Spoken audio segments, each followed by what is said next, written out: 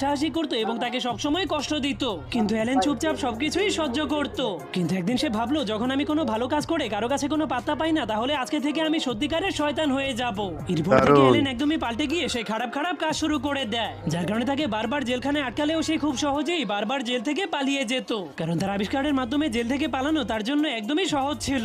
কিন্তু অন্যদিকে সেই সুপারম্যান একজন সত্যি সত্যি হিরো হয়ে যায়, যার কারণে শহরের মানুষেরা তাকে শহরের রক্ষক হিসেবে সম্মানিত করার জন্য অনেক বড় একটা অনুষ্ঠানের আয়োজন করে। কিন্তু তখনই খুবই অ্যালেন ভালো। সুপারম্যানের গার্লফ্রেন্ডকে কিডন্যাপ করে সুপারম্যানকে মারার জন্য অনেক ভয়ঙ্কর একটা ফাঁদ পেতে দেয়। এই জন্য ভালো। সুপারম্যান তার প্রেমিকাকে বাঁচাতে গিয়ে অ্যালেনের ফাঁদে আটকে যায়। এরপর অ্যালেন তার মাছের মাধ্যমে একটা বাটনে চাপ দেওয়ালেই সুপারম্যানের গায়ের উপরে অনেক ভয়ঙ্কর এক রশ্মি পড়ে যায়, যার কারণে সুপারম্যান মারা গেলে অ্যালেন সেই শহরের নতুন শাসক হয়ে যায়। তখন সে পুরো শহরটাকেই তার খেলার ময়দান বানিয়ে ফেলেছিল। কিন্তু কিছুদিন পরেই সে অনেক একাকিত্ব অনুভব করতে শুরু করে, কারণ শহরে এখন আর কেউই তার মতো শক্তিশালী ছিল না যে তার সঙ্গে লড়াই করবে। তো বন্ধুরা, আপনারা কি এর পরের পর্ব দেখতে চান কিনা তা কমেন্টে জানিয়ে দিন।